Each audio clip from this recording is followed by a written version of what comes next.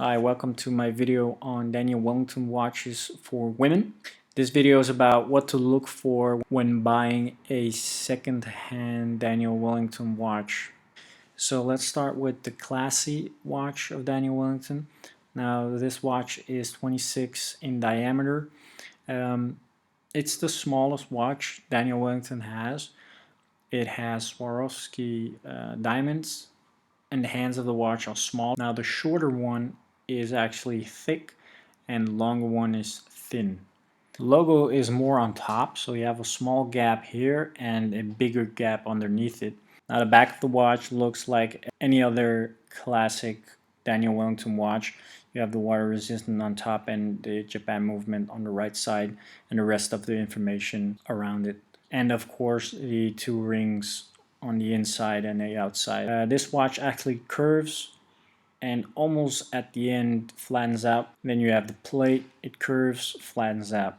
It is a smaller watch, but the thickness of the watch is still 6 millimeters, so keep that in mind as well.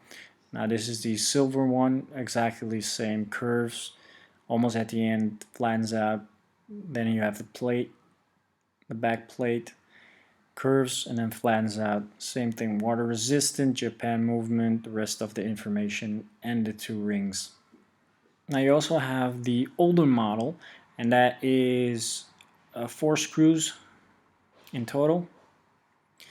And then actually the curving is exactly the same as the new ones, and the water resistant, Japan movement, and then the rest of the information. But this one does not have the rings. Now this is a classic women's watch.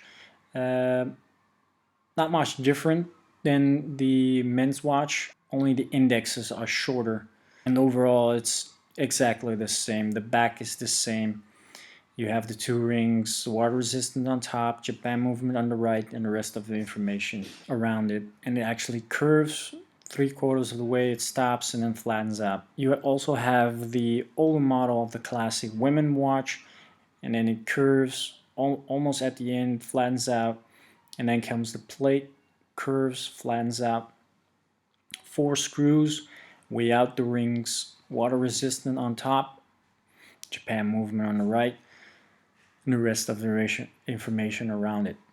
Alright guys, thanks for watching. I hope this information was helpful. If you need to know something else, please let me know. If you want to hear some other information about the watch, about older models, newer models, please let me know. And if you have some comments, please let me know as well. Thanks for watching. Until next time.